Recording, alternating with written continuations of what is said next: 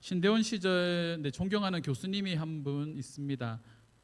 교의학을 가르치시는 교수님인데 교수님의 외모가 약간 서구적으로 생기셔서 그 당시에 별명이 독일 전차입니다. 독일 사람처럼 엄청 뚜렷한 이목구비를 가지고 계신데 참 신기한 게 분명히 강의인데 이 강의를 듣고 나면 한편의 은혜로운 설교를 들은 것과 같은 느낌을 받을 때가 많이 있습니다. 그래서 많은 학생들에게 존경받는 교수님 중에 한 분이었습니다. 교수님이 쓰신 책 중에 별들이 더 어두워지기 전에라는 책이 있습니다. 이 책의 어떤 내용이냐면 차갑고 아픈 시대를 살아가는 청년들과 성도들에게 애끓는 메시지를 담고 있는 말입니다. 그리고 이 책의 바탕이 되는 말씀이 전도서 12장인데 젊은 날 공고한 날이 이르기 전에 속히 하나님께로 돌아가라라는 이 주제를 가지고 이 책을 서술하고 있습니다. 이 책을 간통하는 핵심 주제는 교회는 그리스도의 몸이며 하나다라는 내용입니다. 그래서 이 책의 내용은 그런 내용들이 있습니다. 교회 안에서 공동체 안에서 나의 은밀한 죄가 나 혼자만을 망치는 것이 아니라 공동체를 무너뜨리고 병들게 한다는 거죠. 나 한 사람이 세속적 가치를 따르는 것이 나만의 문제로 끝나는 것이 아니라 그 삶이 다른 사람에게 영향을 끼쳐서 공동체를 무너뜨리게 된다라는 겁니다. 이거는 일반 우리 삶 속에서도 마찬가지지 않습니까? 그런 말도 있죠. 미꾸라지 한 마리가 온물을 흐린다라는 말. 우리 주변에 보면 그런 사람들이 참 많이 포진되어 있습니다. 그럼 이런 삶을 살아가는 사람들의 특징이 무엇일까요? 우리는 끊임없는 경쟁사에서 살아갑니다. 남들보다 더 뭔가를 잘해야 되고 더 높은 자리에 올라가야 되고 더 성공해야 되고 자신을 돋보여야 한다는 생각들을 참 많이 가지고 있습니다. 좋은 학벌과 남부럽지 않은 직장, 이 모든 것들이 나를 증명하는 도구로 사용이 되는 거죠. 그래서 사람들에게 꿈이 뭐냐고 물어본다면 대부분 사람들은, 젊은이들은 잘 먹고 잘 살고 싶어요, 돈 많이 벌고 싶어요, 좋은 직장에 취업하고 싶어요 라고 이렇게 대답을 하죠. 그러면 이 질문에 꼬리에 꼬리를 물어서 계속 질문을 하면 결국은 말문이 막히게 되는 거죠. 그리고 자신을 되돌아보게 됩니다. 왜 나는 나의 삶이 없지? 나는 과연 뭐 하는 거지? 열심히 일해서 좋은 직장 가지고 돈을 벌고 안정적인 삶을 살았는데 그러면 그게 내 삶의 끝인가라는 생각들을 하기 시작하는 거죠. 우리의 삶이 끝이 그와 같다면 그저 무엇을 먹고 무엇을 마시고 무엇을 즐길까에 국한되어 있다고 한다면 어쩌면 우리는 이 땅 가운데서 의미 없는 삶을 살아가지 못할 수도 있을 것 같습니다. 왜냐하면 그런 삶의 끝은 여전히 공허함이기 때문이죠. 그래서 사람은 뭔가 붙잡아야 할 것이 있습니다. 그래서 종교개혁자 칼빈 같은 사람은 우리 안에 하나의 구멍이 있는데 그 구멍의 자리가 뭐냐면 바로 하나님의 자리, 종교의 씨앗이라고 말하죠. 하나님의 자리라고 말을 합니다. 그래서 우리가 그 하나님께 그 자리를 내어드릴 때 우리 안에 참된 평안과 기쁨이 있다라는 겁니다. 그것을 우리가 누리는 게 중요하죠. 신앙이 성숙해져 가는 과정이 있습니다. 우리가 신앙생활을 하다가도 처음에는 나를 위한 신앙생활을 하지만 신앙이 성숙한 사람들의 특징이 뭡니까? 시간이 갈수록 하나님을 위한 신앙생활을 하게 되는 거죠. 하나님의 영광을 위한 삶을 살아가게 된다는 겁니다. 그런데 그 영광에 이르기까지, 하나님께 영광을 올려드리는 삶을 살아가기까지 많은 시간들과 많은 어려움들이 있다라는 거죠. 그 걸림돌이 되는 것이 가장 중심에 뭐가 있겠습니까? 나라는 자아가 있는 겁니다. 오늘 말씀에 보면 그것을 잘 보여주고 있습니다. 먼저 오늘 본문 말씀으로 돌아가서 배경을 잠깐 살펴보겠습니다. 16장의 내용에 보면 가이사랴 빌립보에서 예수님이 제자들에게 물으시죠. 너희는 나를 누구라 하느냐? 이 가이사랴 빌립보 지역은 이방신을 섬기는 우상들로 가득한 도시입니다. 그래서 화려하죠. 이방 신전들 지금 우리가 터키나 그리스나 로마나 이런 곳에 가면 화려한 옛날의 신전들이 그 형체를 그대로 가지고 있지 않습니까? 근데 그 신전들이 보면 정말 규모에서만 봐도 누군가를 압도할 만큼 엄청나게 웅장하게 지어져 있습니다. 근데 그런 이방 신전을 뒤로 한 채 예수님이 제자들을 바라보시며 물어보시는 거죠. 첫 번째 질문이 뭡니까? 사람들이 나를 누구라 하느냐? 그래서 이 제자들이 말을 하죠. 더러는 엘리야, 더러는 선지자 중에 하나, 더러는 세례 요한이라 합니다라고 이렇게 말을 합니다. 그러면 그 다음에 이어지는 질문이 뭡니까? 정말 중요한 너희는 나를 누구라 하느냐라고 묻는 거죠. 그때 베드로가 했던 놀라운 고백이 있습니다. 주는 그리스도시요 살아계신 하나님의 아들이십니다.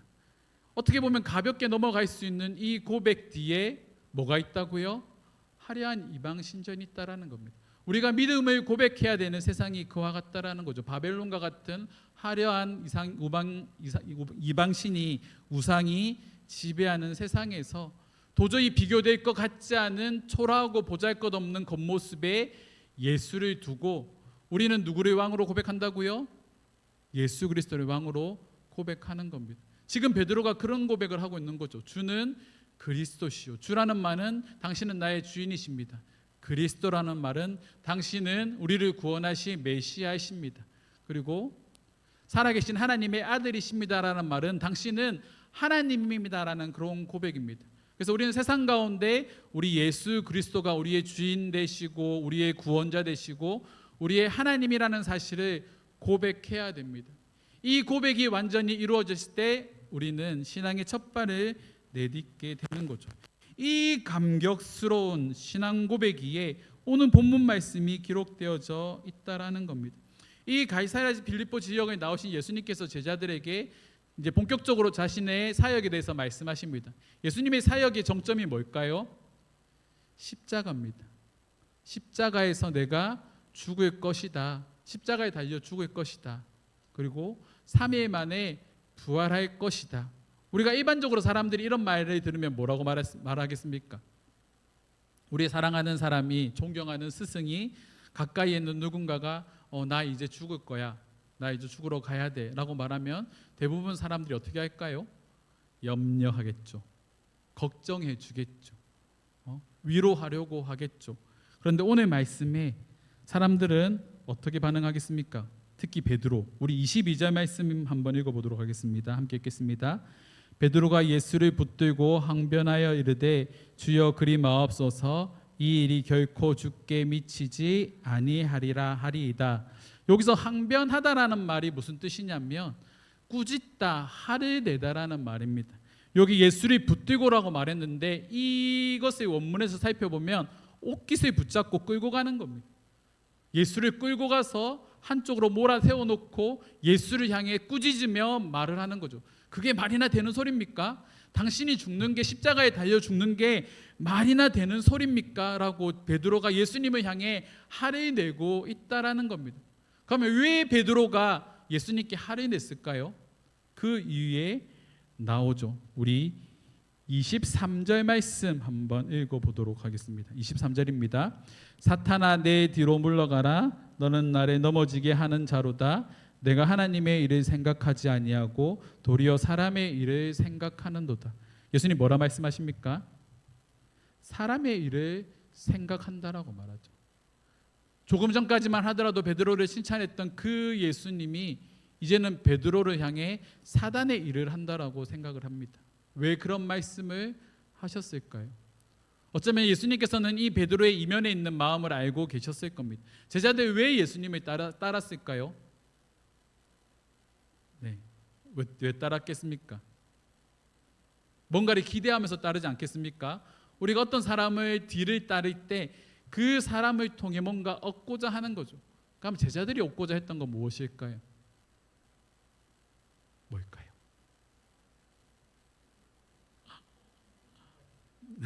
부귀영화입니다. 네, 부귀영화. 왜냐하면 그들이 이해하고 있는 예수는 어떤 예수입니까?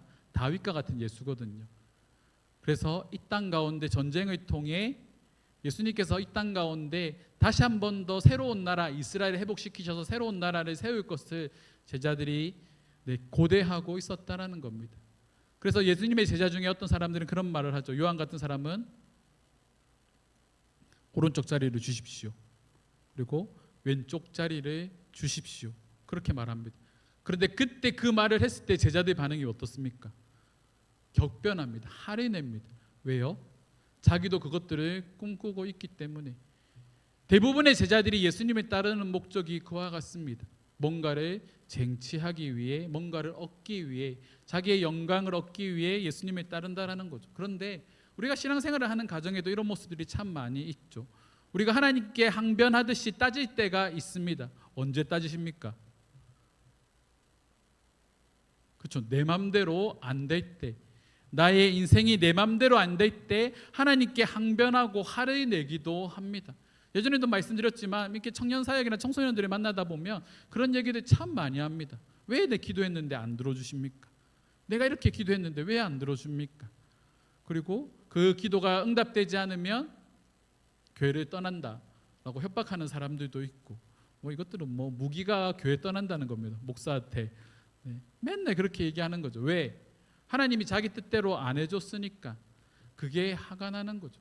수많은 사람들이 그렇게 하면서 믿음을 잃어버릴 때가 많이 있습니다. 나의 뜻대로, 나의 계획대로, 나의 방법대로 되지 않을 때 하나님을 향해 원망하고 하나님을 떠나는 일들이 참 많이 있는 거죠. 왜 떠날까요? 그것은 누구의 일입니까?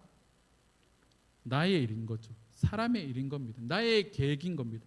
내가 바라는 신의 모습입니다. 그리스 로마 신화라는 것들이 있지 않습니까? 그리고 세상에는 엄청나게 많은 신화들이 있습니다. 그러면 그 신화들을 보면서 어떤 사람들은 어떤 생각을 할까요? 특히 그리스 로마 신화에 나오는 제우스라는 이 신을 보면서 사람들은 어떤 생각을 할까요?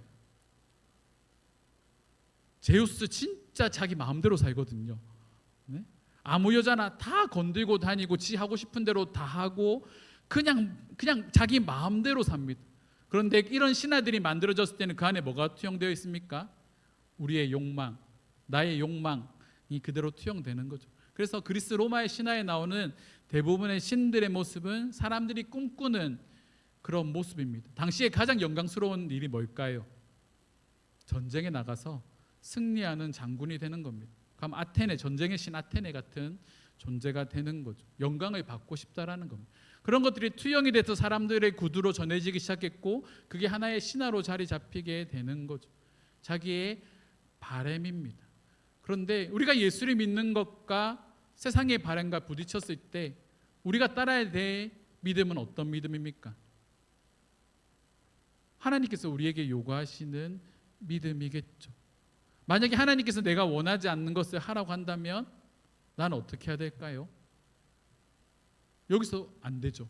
여기서 우리의 믿음이 부딪히는 겁니다. 왜냐하면 우리는 나의 생각이 너무 강하기 때문이죠.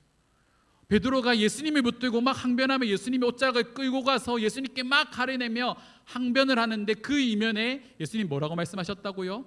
사단아 물러가라고 말씀하셨습니다. 조금 전까지만 하더라도 베드로의 신앙 고백을 칭찬했던 그 예수님이 지금은 베드로를 향해 사탄이라고 말하면서 꾸짖기 시작하셨다라는 겁니다. 이것이 우리의 연약함이죠. 때로는 놀라운 신앙 고백을 하기도 합니다. 하나님을 찬양하고, 와, 어떻게 저렇게 저 목사님은 설교를 하면서 저런 말씀을 하시지? 왜 저 사람은 저렇게 간증을 하면서 어떻게 저런 간증을 할 수 있지? 어떻게 저런 시간들을 이겨냈지? 그 사람들을 찬양하고 할 때가 있죠. 그런데 돌이켜보면, 뒤돌아보면 또 그 사람들이 넘어지고 잘못된 방향으로 가는 것들 참 많이 보게 됩니다.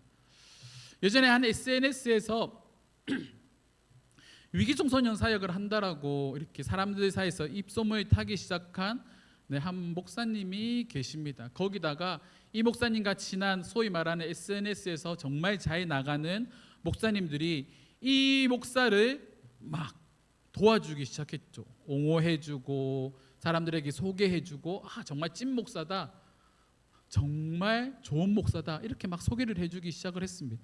그리고 많은 물질들이 이분에게 흘러갔습니다. 이분이 센터 사역을 하고 있었거든요. 그런데 어느 순간부터 이 SNS상에 이분이 올리는 물건들이 사람들의 눈을 사로잡기 시작을 했습니다.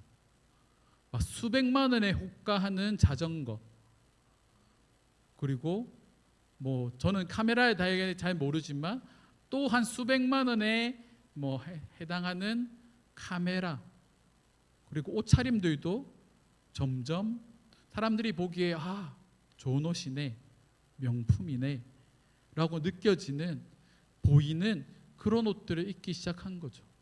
어떻게 되겠습니까? 그 다음에 사람들이 이 목사님이 좋은 사역하는구나, 이 목사님 정말 열심히 아이들 품고 사역하시는 목사네 라고 생각하면서 물질들을 막 흘려보내주기 시작했는데, 이 흘려보냈던 이 물질을 가지고 명품을 사고 고가의 자전거를 사고 카메라를 사고 호화생활하는 그 모습들을 보니까 사람들이 분노하기 시작한 거죠. 그리고 이 목사를 소개해준 목사들을 향해 비방하고 악상 댓글을 달기 시작을 했습니다. 사역자도 똑같습니다. 네, 뭔가 넘치듯이 받으면, 분에 넘게 뭔가를 얻게 되면 넘어지고 낙심할 때가 많이 있다라는 거죠. 그만큼 연약한 존재라는 겁니다. 사람은 연약한 존재라는 거죠. 그래서 우리가 뭔가를 쟁취하고 얻기 시작하면 우리는 점점 하나님의 일을 잊어버리게 되는 겁니다. 그래서 우리는 늘 긴장하며 살아야 하는 거죠. 제가 가끔 손님들과 이렇게 얘기를 나누면 가끔 저의 정체성을 드러내야 될 때가 있습니다. 처음부터 목사라고 밝히진 않지만 이 사람이 교회에 대해서 궁금해하거나 여러 가지 이야기들을 하다 보면 자연스럽게 제가 목사라는 것을 드러낼 때가 있는데, 한 분과 이렇게 대화를 나누고 있다가 그분이 그런 말씀을 하더라고요. 남편도 안정적인 직장을 다니고 있습니다. 자기도 직장이 괜찮아서 안정적인 삶을 살아가고 있답니다. 그런데 만족이 되지 않는다라는 거죠. 차도 좋은 차를 타고 있고 이 정도면 괜찮다, 이 정도면 충분해라고 느껴질 정도로 그런 안정적인 삶을 살아가고 있지만 특히 물질의 부분에 있어서 만족이 되지 않는다라고 합니다. 그래서 이걸 어떻게 해야 될까 저에게 고민을 털어놓기 시작을 했습니다. 그리고 제가 사는 이야기들을 하니까 참 놀라워하는 거죠. 살아가고 생각하고 하는 것들에 대해서 놀라워합니다. 그리고 저에게 또 그런 질문을 하더라고요. 목사님은 진짜 욕심이 없습니까? 라고 이렇게 질문을 합니다. 근데 이게 제가 제 삶을 이렇게 되돌아보니까 저는 정말 내 입으로 이런 말하기 그렇지만 제 입으로 욕심이 없습니다. 내가 뭔가를 더 누리고 싶다, 뭔가 이런 걸 갖고 싶다, 내가 우스갯소리로 하는 말은 있죠. 저는 거두절미하고 테슬라 한 대만 있었으면 좋겠습니다. 욕심이 있죠. 제 평생의 꿈입니다. 그런데 그냥 테슬라 말고 자율주행 되는, 저는 사역을 시작하고 운전을 하면서 제 평생의 소원이 운전하지 않는 거거든요. 너무 운전을 많이 하다 보니까 자율주행 차가 나왔으면 좋겠다라고 했는데 이 꿈이 이제 이 눈앞에 있는데 이거 제가 범접할 수 없는 그런 거니까 그냥 꿈이라도 이렇게 꾸자면서 이제 그런 거를 바라는데, 그거 말고는 특별히 옷이나 뭔가를 먹거나 이런 거에 대한 것들이 크게 욕심이 나는 것들이 없습니다. 그런데 항상 머릿속에는 그런 생각들 하죠. 우리 여기 있는 분들 대부분 그런 생각들, 비슷한 생각들 하지 않습니까? 어떻게 하면 누군가를 도울 수 있을까? 누구를 섬길 수 있을까? 그렇게 한평생을 살아온 분들이지 않습니까? 저희는 대부분 그런 분들인 것 같습니다. 근데 어떻게 이런 생각이 가능할까요? 어떻게 이런 삶의 사고방식이 가능하겠습니까? 바울은 이것을 가능하게 만든 것이 바로 복음이라고 말합니다. 그래서 갈라디아서 2장 20절 말씀에 보면 이런 말씀이 있죠. 우리가 잘 아는 말씀입니다. 내가 그리스도와 함께 십자가에 못 박혔나니 그런즉 이제는 내가 사는 것이 아니요 오직 내 안에 그리스도께서 사시는 것이라. 이제 내가 육체 가운데 사는 것은 나를 사랑하사 나를 위하여 자기 자신을 버리신 하나님의 아들을 믿는 믿음 안에서 사는 거라고 말을 하고 있습니다. 서론에 뭐라 말한다고요? 내가 그리스도와 함께 못 박혀 죽었다. 그리고 이어서 나오는 말이 뭡니까? 이제는 내가 사는 것이 아니요 내 안에 그리스도께서 사시는 것이라. 이게 믿음이라는 겁니다. 내가 그리스도와 함께 십자가에 못 박혀 죽는 것. 베드로를 향해, 제자들을 향해 나 이제 십자가에 달려 죽을 거야, 그리고 나 3일 만에 부활할 거야, 그렇게 말씀하셨던 예수님의 그 말씀 안에 어떤 뜻이 있다고요? 우리 또한 십자가에 못 박혀 죽어야 한다라는 겁니다. 나의 생각, 나의 방법, 나의 일, 사람의 일만 생각하는 나의 옛된 모습, 그 모든 것들을 십자가에 못 박혀 죽여야 한다라는 겁니다. 그리고 나를 죽이기 시작할 때 어떤 역사가 일어납니까? 내 안에 그리스도께서 살게 된다라는 거죠. 내 안에 그리스도가 살기 시작한다라는 겁니다. 그러면 그때부터 나에게 어떤 일이 일어납니까? 하나님의 일을 고민하기 시작하는 거죠. 사람의 일이 아니라 하나님의 일을 고민하기 시작하는 겁니다. 그래서 고린도전서 15장 31절의 말씀 같은 경우에는 바울은 그런 고백을 합니다. 나는 날마다 죽노라. 왜 죽습니까? 우린 살아야죠. 우린 살아야 됩니다. 우리 살고 싶잖아요. 최근에 이만희가 구속대 위기에 이렇게 있습니다. 몇 살인 줄 아십니까? 95세입니다. 왜 이렇게 안 죽습니까? 95세인데 왜 이렇게 안 죽습니까? 꼬부랑 할아버지가 돼서 지팡이를 집어야지만 걸어 다닐 수 있는 그 노인 왜 안 죽습니까? 한 가지 확실한 건 분명히 하나님의 심판을 받을 겁니다. 이 땅에서는 자기가 많은 것들을 누렸는지는 몰라도 하나님 앞에 가게 되면 분명히 심판을 받게 되겠죠. 이만희를 보면서 그런 생각을 합니다. 이단이 뭡니까? 시작은 같아 보이는데 끝이 다르다라는 겁니다. 그렇게 수많은 신도들을 거느리고 이 나라를 좌지우지하려고 했던 이 이단의 수장이 이제는 세상 사람들에게 손가락질 당하고 욕을 먹으면서 이 신천지가 철천지 원수구나, 잘못된 집단이구나라는 것을 세상 가운데 다 드러낸 거죠. 끝이 다르다라는 겁니다. 근데 우리가 믿는 예수는 어떻습니까? 사람들이 예수님 욕하는 거 본 적이 있습니까? 나 때문에 예수님 욕하는 거 말고 예수님이라는 그분 자체를 욕하는 거 본 적이 있습니까? 아마 없을 겁니다. 그런데 우리를 통해 비춰지는 예수는 욕을 먹는 거죠. 왜요? 나는 여전히 사람의 일을 생각하고 살아가는 사람이기 때문입니다. 그래서 우리가 죽어야 하는 겁니다. 그렇다고 한다면 우리가 잘 죽기 위해 어떻게 해야 될까요? 잘 죽는 법을 우리 몸과 영혼에 새겨주는 것이 바로 성찬입니다. 성찬의 의미는 그런 거거든요. 이 성찬에서 떤 때는 이 빵은 뭘 상징합니까? 그리스도의 육체를 상징하는 거죠.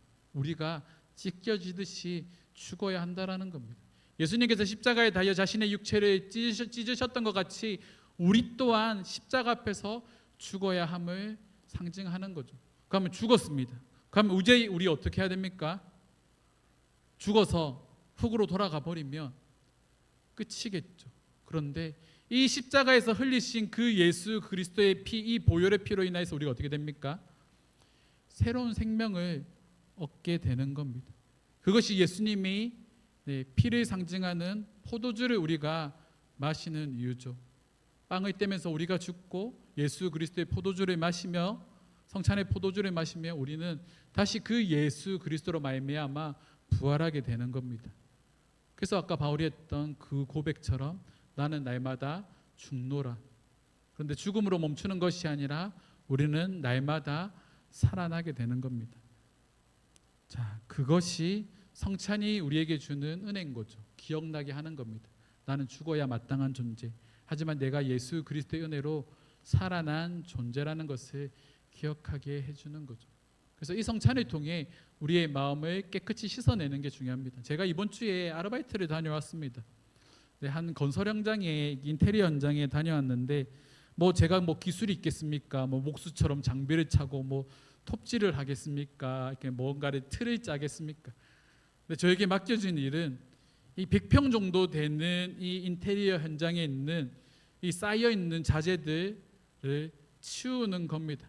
공사를 하다 보면 인테리어 나무 목재부터 시작해갖고 속고보드 그리고 이제 시트지 붙이는 분들이 작업하면서 떨어뜨린 그 시트지 엄청나게 많은 쓰레기들을 제가 이렇게 주워 담기 시작하는 거죠.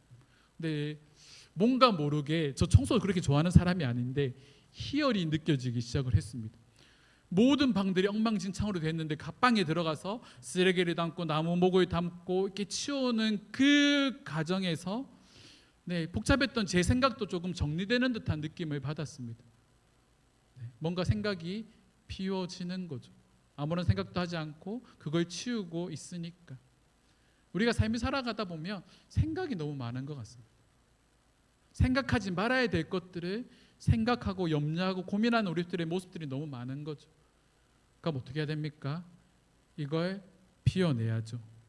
그리고 누구에게 맡깁니까? 하나님께 모든 걸 맡기는 겁니다. 그런 삶을 살아갈 때 하나님은 우리를 통해 하나님이 하시고자 하는 일을 이루신다는 거죠. 우리가 그 하나님을 신뢰했으면 좋겠습니다.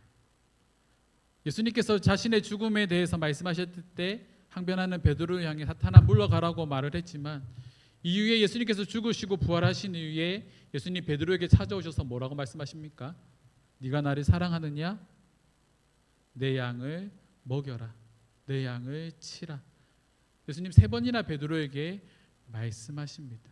우리는 연약하고 넘어질 수 있지만 하나님은 그런 우리를 일으켜 세우셔서 하나님의 일을 이뤄가시는 분이십니다. 그래서 우리는 넘어져도 괜찮습니다. 넘어져도 다시 일어나서 달려가면 되는 거죠. 그것이 우리가 살아내는 믿음의 삶입니다. 우리가 살아가는 믿음의 삶이 평탄했으면 좋겠습니다. 모든 사람이 꿈꾸는 삶이죠. 그런데 믿음대로 살다 보니까 삶이 평탄하지가 않습니다. 화려하지가 않습니다. 그런데 한 가지 확실한 건 그곳에 하나님의 은혜가 있습니다. 내가 죽으니까 그리스도가 드러나기 시작하고, 내가 죽은 그 자리에서 뭔가 새로운 영혼이 싹트기 시작하고, 그런 모습들이 우리 가운데 일어나는 거죠. 그런 삶 우리가 살아냈으면 좋겠습니다. 말씀을 정리하겠습니다. 어저께 저희가 이곳에서 행사를 했습니다. 저희가 이제 레이저 서바이벌 사업을 시작해서 행사를 하는데, 그 행사장에 한 분이 찾아오셨습니다. 잘 아는 여기 물리치료 부장님입니다. 그분과 이렇게 잠깐 짧게 얘기를 나누는데 그분이 이제 그런 말씀을 하더라고요. 아이들이 저희의 자녀들, 그곳에 온 아이들과 함께 뛰어노는 모습을 보고 이분이 하염없이 눈물이 났다고 합니다. 그리고 저에게 그런 부탁을 하더라고요. 목사님 송구스럽지만 다음에 목사님들 아이들이랑 함께 노실 때 저희 아이들도 같이 놀게 해주셨으면 좋겠습니다. 이분이 여러 가지 일을 겪으면서 상처를 좀 가지고 계신데, 이 아이들과 재밌게 놀아주고 또래들과 어울려 노는 그 아이들의 모습을 보고 너무 행복해서 눈물이 나왔다고 합니다. 그래서 어제 연락처를 주고받고 아이들이 찍은 사진을 이렇게 전달해 주면서 그분이 계속해서 고맙습니다라고 말씀을 하시더라고요.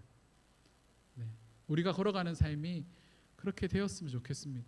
화려하지 않아도 누군가를 위로하고 누군가를 일으켜 세워주고 하는 그 자리에 사람의 일을 생각하는 것이 아니라 하나님의 일을 생각하는 저와 여러분들이 있기를 주님의 이름으로 축원합니다.